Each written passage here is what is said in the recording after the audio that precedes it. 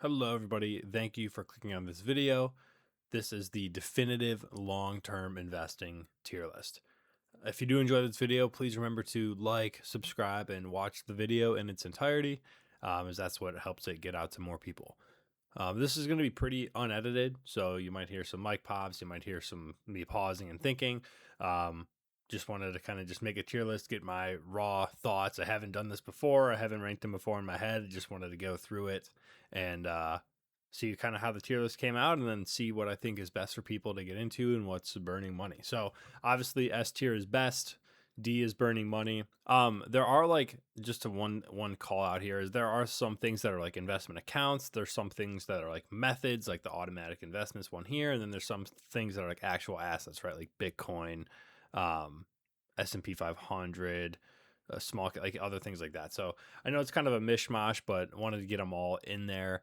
And yeah, let's get into this tier list. So first off, automatic investing. What this means for anybody that doesn't know is basically setting up weekly, bi-weekly, monthly, whatever, automatic withdrawals from either your bank account or your paycheck. Preferably your paycheck. That's called the pay yourself first principle is what I think about it. It's basically making sure that either automatically the money is going from your bank account or that it just never even hits your bank account if it's going directly from your paycheck. So automatic investing to me is probably the number one best thing you can do right away. So I'm just going to go in S tier. If you're doing this, you're setting aside money automatically. You're not thinking about it. This is the best way to prevent selling. This is the best way to prevent budget issues, right? Or if you're trying to save at the end of the month instead of at the first of the month. I think that this is by far the best thing you can do. I want to try to come up with some considerations, like potentially negative things for everything, even if it's the best thing. I guess if your money's a little bit tight, and it could kind of mess with your cash flow, maybe, but I kind of have this rule myself that I've kind of instituted where once I set up an automatic investment, I'll never ever pause it or stop it. So I try to go very conservative. Like I'll start off small, like maybe I'll do $25 a month and then I'll add 50. That was kind of how I started. And just never ever lower it or pause it. I'll only ever add more as either you get increases, you get pay raises, or you just want to invest more. So yeah, S tier, automatic investing, set it up, pay yourself first. Probably the best thing you can do for yourself. And that gives us bonds next up. So what bonds are? So when you buy a stock, you're buying equity in a company. You're buying a small portion of that company. When you purchase a bond in your retirement or investment accounts, you're being a lender for either a company, a municipality, or a government. You're giving them money, they're using it, they're paying you an interest on that money. What these are really great for is wealth preservation when you're trying to hold on to your money or hold on to your assets. And you're nearing retirement mostly, or maybe you have some unique situation with like a trust or something like that, or a pension. Bonds could make a lot of sense. So they've gotten a lot of flack recently because they've been performing terribly the past few years. But I am still a big believer in having something like a 60-40 stocks to bonds or 70-30 stocks to bonds ratio, especially when you're in or near retirement. I'm still a big believer in it. But even though they have not done super great recently, I still think that they need to be a core part of somebody's retirement plan. So I'm going to say still good. And I wouldn't really call them best just because I know that they're boring and they're not great, but that's not what they're meant to do. I'm kind of between best and still good. I'm going to say still good, and we're going to leave it there. So next up, Bitcoin. You'll see I have Bitcoin separated out from crypto. This is like all your altcoins, your meme coins, all that. So Bitcoin. So if you've been watching my channel, you'll know that recently I became a bit of a Bitcoin fan. I believe in what its value proposition is. I think it makes sense. It's still a very speculative asset. There's a lot of volatility, especially if you've been in it recently. But I understand what it is. I understand what it does, and I do think that it's something that makes sense to have, especially if you want some increased volatility and possibly some increased returns. And the technology is very interesting behind it. So I'm going to go with still good. I'm going to rank it below bonds just because there's just so much uncertainty around it. But I still think it could be a good asset to have if you're doing all the other things above it first, right? You're automatically investing, you have bonds, and as I add more things, we'll see. So that leaves us to crypto. And this is an interesting one. So this is all your altcoins. This is your Ethereum, this is your Solana, this is your XRP, which are more legitimate than some of the meme coins and other smaller altcoins. So I know that people might not like that I'm lumping these together, but sorry, this isn't a crypto ranking video. I think I'm gonna go fine. I think I'm gonna go fine. So if you're in like Ethereum or Solana or XRP, those are for sure fine. Like I don't think they're necessarily going to go anywhere very fast. There's still some excitement, some upside with it. But if you're doing the meme coins and stuff, not great. Like if you're doing the serious ones, I think crypto's fine. I wouldn't like be putting a large amount of my portfolio into it. I wouldn't be putting a whole bunch of money and automatic investments into my crypto. You should be prioritizing legitimate stocks, equities, bonds first. But I think that this can be fine if you're doing it with a small portion of your portfolio and having some quote unquote fun with it.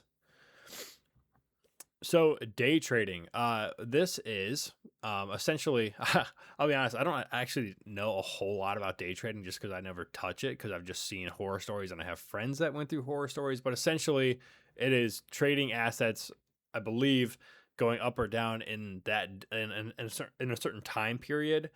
So I'm sure that any day traders that watch this are going to be mad at my poor explanation and lack of knowledge, but it's going into the burning money tier. I've heard the rule, I'm sure you guys have too, that basically, the only people that make money day trading are those that sell a course on it. And I don't urge you to sell a course on it. So it's just super high risk. It's super speculative. I've seen people make some money, and then they keep getting confident and then they put more in and then boom, they lose it all.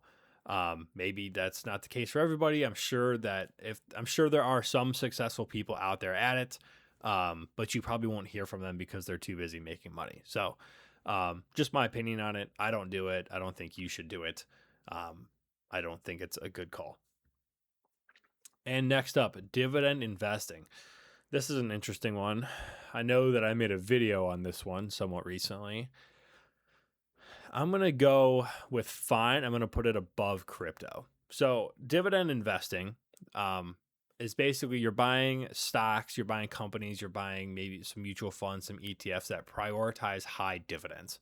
And I would personally argue that the math behind dividend investing is that it does not usually give you as much value as seeking price appreciation in a stock or just growth in a stock, right? Because typically when you're doing dividend investing, you are buying large companies that have already grown a lot and they have excess cash. And to get rid of that cash, quote, get rid of it, maybe that's not the best way to say it, but to use that cash, they're giving it back to their shareholders in the form of a dividend, usually anywhere between 2.5 to 3 or 4 or 5% even of whatever value you hold in a company, right? So if you have $100,000 in Verizon and they have a 5% dividend, you'll get $5,000 a year. Yeah. So that's dividend investing. I think it's fine. If you're trying to grow your assets into retirement, I don't really recommend it. I would personally go for things that are seeking, growth, but it's not bad. You're going to be fine. If you really like the dividends, you really like getting that money, however you set your dividend cycle up, monthly, quarterly, semi-annually, whatever, however you set up your windows based on what companies you're investing, I think it's fine. You're not going to do bad. You're not going to completely shoot yourself in the foot, but I just think that there's better things to do than that. So HSA. So this is a health savings account. I think that these are great. I made a video on them. I think they're fantastic. It's going to get a little interesting ranking this because this is like the first account I'm doing. Based on the other accounts I have in here, I'm going to go at the top of still good. So let me explain why. So I love HSAs. They're the only account that's triple tax advantaged. The funds go in tax free. You can use them tax free on qualified medical expenses, and you can withdraw it tax free, and it grows tax free. Sorry. So those are the three. My only gripe about HSAs is that if you don't use them, well, first of all, you have the money forever, so you can always use it for qualified medical expenses. But let's just say you're healthy and you're 85 and somehow you get, you're not dying of an illness, you get hit by a car or something. Sorry to be morbid, but the HSA just converts into basically like a traditional IRA, and then you have to pay a bunch of tax on it. So there are amazing accounts, like truly they're great, but I think that they would be A tier. Like I wouldn't prioritize my HSA above things like your Roth, your 401k, etc. So still great. I love them, but I think other accounts deserve to go in the S tier before the HSA does. Okay. The high yield savings account. So if you have a bank account like I do, I use JP Morgan Chase, not to crap on JP Morgan Chase, but my savings account interest rate is like 0.00015%. It's nothing. So I use a high yield savings account through a different bank that pays about 3.5% right now, 3.4 maybe. And I think that that is a fantastic place to park savings money. So not investing, saving money. Just savings kind of like an emergency fund, down payment, whatever. I'm actually going to go S tier on this. I think it's the best place to park cash. There are some money market account types like Fidelity Cash Management, all that stuff. I love an HYSA. You're going to basically, your savings account's basically going to keep up with inflation throughout a year. And I think it's a very good place to put it. I also personally like, this is more behavioral, but I personally like that when I use my HYSA, my high yield savings account, if I ever need to take money out, it's kind of a process. And what I mean by that, it's not hard. Like I just go to the app, I move the money, but it takes 4 or 5 days. So it really makes me think, do I need to use this high yield savings account money or can I cash flow it from my budget? So I like that person. I like that it's separate. So yeah, I think they're the best place to put cash that you're just holding on to and it'll keep up with inflation for you. So lump sum investing. This is sort of the counter argument for auto investments, or like dollar cost averaging is what I would call auto investments. In my head, I would put those together. This is interesting because it really, there's so much like that depends on when to lump sum invest versus when to dollar cost average. I'm going to go ahead and put it as still good because I'm just thinking about this. I'm going to put the accounts and the strategies down here, and then the like actual investments I'll line up there. So don't view like, oh, HSA is worse than Bitcoin. Like that's not, that's apples to oranges. So I'm going to put lump sum and still good. The reason I'm going to do that is because I think dollar cost averaging has been proven like mathematically to be the most efficient way to invest and to protect yourself from downside risk, but also be able to catch the upside. Lump sum is still fine though. Like, especially if you only have like, if we're talking like under 30 grand, like lump sum is really, you might as well just put it all in there. But once you start getting up to maybe over 50, over $100,000, it might make more sense to, over a year put in, let's say you have 120 grand that you got as like an inheritance or something like that. Like putting in 10K a month for a year might be a better way to do that than just dumping the $120,000 into the account. So a lot to consider there, but I think it's still good. I would just argue that dollar cost averaging in general is going to be the best way to move with that. Okay, so this is material investing. What is this? This is your Pokemon cards. This is your sports cards. This is your cars. This is your I don't even know, stamps, whatever. Like just stuff that you're collecting that you're hoping is going to go up in value. I think this is going to be our first entry in the not great tier. Yeah. So if you're like a hobbyist and you really love doing it and the value you get out of it by like the value of whatever you're holding increasing is just a side effect, I think it's fine. But if you're doing this as like, oh, I'm trying to make money and set myself up for financial freedom, I really don't recommend it. You're pretty much on the whims of Gary Vee covering your material that you're investing in. It feels like I got really big into this when Gary Vee was pumping out Pokemon cards and sports cards videos. But really, you're either breaking packs and it's kind of like a lottery thing, gambling thing, or you're buying assets that are already like appraised at a right price and they're like PSA 10 or PSA 9 cards that are high quality, and you're buying it there and you're essentially hoping that over time it goes up in value, and you're basically waiting for the next cycle where sports cards and those kind of things are like in the news and the videos, YouTube videos, whatever, in talks and headlines. And that's when you sell. So I just don't think it's great. But if you're a hobbyist, go ahead, do it. It's fun. It can be a blast. But I just think for investing purposes only, it's just not that great. Meme stocks. I don't even really know what would qualify in this bucket, but I just like small stocks. You can throw meme coins in here too if you want. It might be controversial. I'm gonna go in the burning money thing. Like I any stock that's like can be just destroyed by a tweet. I'm good. Like I'm good. I'm gonna throw that in the burning money bucket. I just think it's dumb. It's basically gambling. It's very high risk. And these stocks are just super volatile. So yeah, burning money. I don't think there's much to say on this one, to be honest with you. Yeah. So precious metals is next. I kind of view these in the same bucket as uh Bitcoin. I know that they're very different, and I'm just probably pissed off a lot of people, but everybody calls Bitcoin digital gold, and obviously gold is gold. I'm gonna go in the still good. Oh man, this is tough. This is a tough spot in this tier list. I almost want to bring Bitcoin down, but I'm not. I'm not. I'm gonna keep it where it is. I'm gonna go with precious metals in fine, but I'm actually gonna go like at the top of fine. Okay, and let me explain that. So, obviously, I think people are gonna think that I'm some big Bitcoin bro. I'm not. I just personally, at the current price that gold and silver is at, I think it's not really a great thing to get into. I think it's fine to buy and hold as a hedge against inflation and currency risk, which I also think for Bitcoin. Um, I do think Bitcoin is a little bit more divisible. I think in the real world, Bitcoin has a little bit more application for like trading currency again. Um, but I think I can't emphasize this enough. Like these are a lot closer in my head than it looks on this tier list. I just personally am a bigger believer in Bitcoin as a buy and hold long term like currency risk hedge. Precious metals have been for hundreds, thousands of years.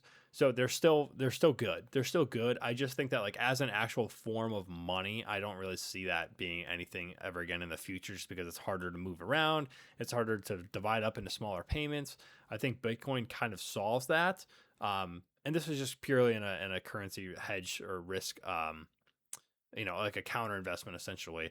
So I think it's still fine. I think it's at the very top of fine. And obviously from in terms of actual assets, Bitcoin's at the bottom of still good. So these are a lot closer than it might look on this tier list. But I do like Bitcoin a little bit more, but I still think precious metals are fine if you're investing in these other things up here first. So options.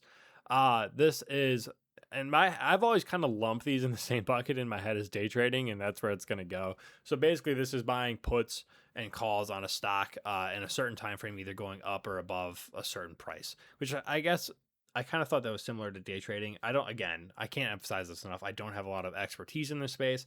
I just know that it's just very speculative. It's a lot of gambling with and guessing about where a price is going to be in an hour or something like that. I don't like it. I don't even think doing it in small quantities is good. Like with like these altcoins and stuff like that. And like I like this can lead very quickly to like just straight up like gambling. And I think some of these other things up here are a little bit more incentivized for you to like buy and hold it. Obviously, options in day trading is a very short term window usually, and it's just not great. I think you're going to burn through money really fast. All right, real estate. You'll see that this is REITs, REITs. REITs are a form of investing where basically you give money and that like investment fund buys real estate with it. I'm kind of lumping them in the same bucket, but really this is real estate. So this is buying a property, buying land, buying a location. I'm going to go in the still good. I'm actually going to go right here in the middle. So I personally, very candidly, I don't own real estate right now. I'm a renter right now, but I have learned a lot about real estate. I know a lot about it, even though I don't own it. So there is that difference there. I'll be honest, I don't have the experience with it, but I have a lot of head knowledge about it. I think real estate's great. I think there's capital appreciation by owning land and property. I think there's rental income or investment that you can get from it, where if you have a tenant paying a certain amount of money, there's just also comes a lot of risk with it, right? Like you have to spend a lot of money to keep the house maintained. You have to hope tenants don't break it. You have to find tenants. You have to find a property where the mortgage and the property tax is at a good enough value for you to rent the place out and still make some money. So there's a lot more work involved in real estate than people believe, than people think. And I think it's still really good. I just think that you need to be doing the other things that are going to go up here in the S tier first before you do that. I think real estate, you need deep pockets, you need a lot of cash, you need a lot of investments, and then it makes a lot more sense to get into. Don't do the zero down, high leverage stuff that can really get you in trouble. And you'll be fine. So real estate's still really good. I just think that the things I'm going to be talking about up here are going to be where you should be at. Okay, and we have the Roth IRA next. So for anybody that doesn't know, the Roth IRA is the account where the money goes in after tax. So it goes in, you pay taxes and then it can go into a Roth IRA, but it grows tax free and can be withdrawn. When it's withdrawn after being 59 and a half, it's tax free. So this is 100% up, right straight up into the best tier. So we'll put the accounts here, and then we'll put the strategies here. So Roth IRA is by far the best thing you can put your money into first. It has a limit for a reason. I think right now the limit's 7,000, 7,500. By far the best thing to put your money into first. If somebody that I know is just getting into investing, I'll obviously set them up with a company match first, because that's 100% rate of return. If you put in 3%, you get 3%. That's 100% rate of return on that money. But for individual investing outside of your employer, the Roth IRA is the best thing to put your money into. So try to max it out every year if you can. If not, start off with $50 a month, $100 a month, and go from there.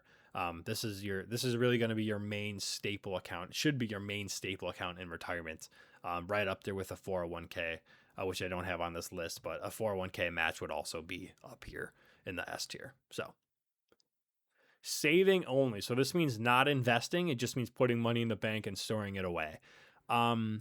This is probably honestly in the burning money tier, but I'm going to go not great, because the habit of saving money is better than being somebody that just spends it all.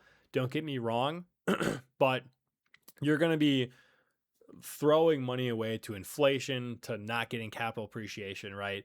At the end of your life, you might be able to save $400,000 or $500,000, maybe in actual cash, but what it would actually turn out to if you're investing, it would be millions and millions of dollars. So it's really not great for a retirement plan investing strategy, but everybody should have some form of savings. So really, this is a borderline between burning money and not great, but I think that at least the habit of saving money is good. Like the habit of day trading and options and meme stocks, I think, is really bad. The habit of saving money is good, but it needs to be invested in getting some form of a return so that you can actually retire, because you'll never be able to outsave inflation and the stock market and all those things. So that's where it's going to go. Okay. The S&P 500. This is going to get interesting. So obviously you can see here, I've got VT and I've got target date funds. I'm going to go the S&P 500. This is, might get some crap for this. I'm going to go at the top of still good. So let me explain. If you're investing in the S&P 500, you're going to do fine. You're going to do great. It's been the most talked about, the dominant. It's been the benchmark investment for decades at this point, and for good reason. It's averaged around 10 or 11% rate of return per year since inception, and it's a fantastic form of investment. I personally am a bigger believer in diversification. I think if you're only in 500 companies in a world that's comprised of nearly 10,000 companies, you're picking probably the best 500 companies, or at least maybe not the best 500, but around the top 500 companies in the world. They're great companies. They're doing well. They're usually turning a profit, and they're good. So I think it's still good. I just think that it's important to be globally diversified, and I think that the S&P 500 alone doesn't fill that role, but it's still an amazing investment. It's at the top of still good. It's above bonds. It's above real estate. It's above Bitcoin. I would be doing this first before I do these. So it's still fantastic. We'll talk a little bit more about why you'll understand why more it's still good when we talk about these other ones. So stock picking, this is buying individual companies. Again, so as a retirement plan here, I think, I don't know if I've differentiated this enough, but as a retirement plan, not as like a thing that you do with 5 or 10 grand of your portfolio, as a retirement plan, I'm going to go not great. It's going to go here. It's going to go at the top of the not great tier. So the risk that you run into with this is having too much of your portfolio into one company, and then that company crashing, going out of business, whatever, anything happening to it. So if you're stock picking and you have, let's say you have 20 companies and they're each, they're no more than like 5%. You're well diversified, right? I think that's fine. Maybe let's say 10%. Maybe you have like 10 to 15 companies and not one of them is more than 10% of your portfolio. You'll probably be fine. I still think it's better than savings only. I think it's better than Pokemon cards and stuff like that. But I do think you run into the risk of but then I have crypto up here. Actually, yeah, I'm gonna move this here. I'm sorry. I can't have all coins and stuff before stock picking. I think stock picking is better. I'm trying to remember what this is just the investing tier list. I know I've kind of emphasized the like retirement viewpoint of this, but I guess this is an investing tier list. So yeah, I'm gonna go stock picking above altcoins and stuff like that. But those are very similar in my head. You're making a guess.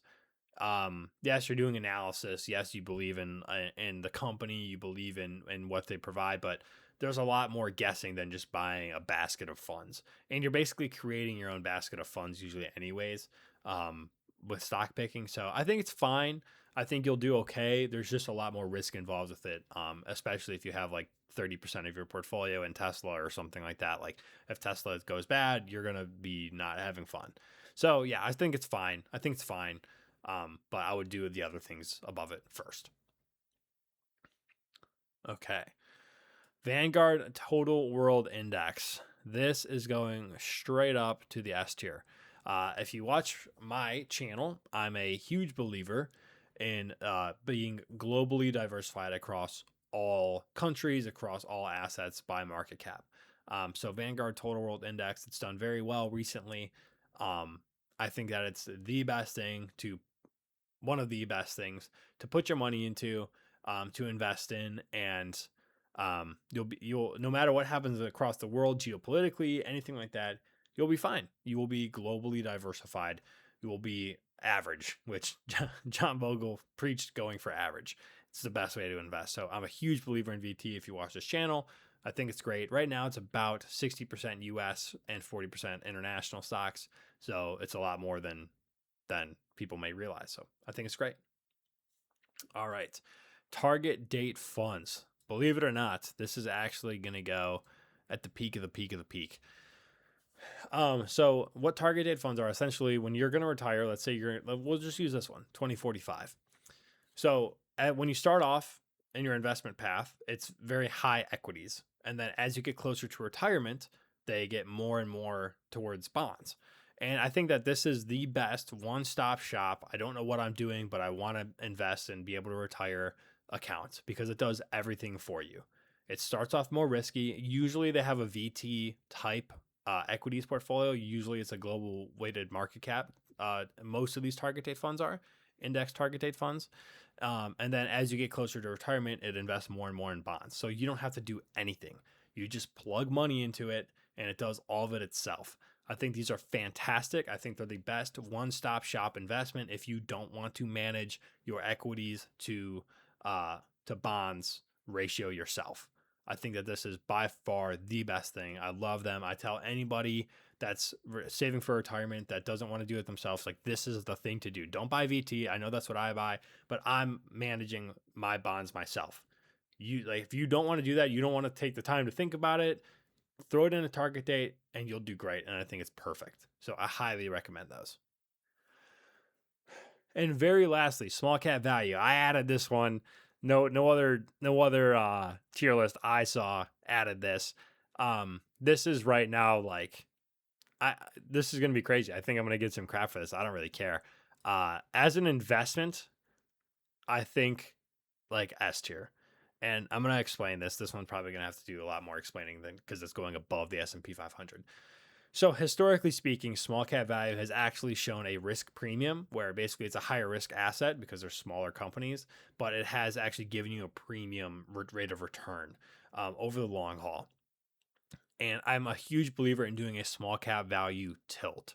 So if let's say you're 80% target date fund, right? You have $100,000, 80 grand of it's in a target date fund. I think having anywhere between 10 to 20%, anywhere in there in small cap value, you're going to get some bolstered returns over the long haul. In my personal opinion, again, not financial advice. This is just what I do. I'm not a financial advisor, but there's a lot of literature to show that small cap value having a small factor tilt is very, very, very beneficial to your long-term rate of return.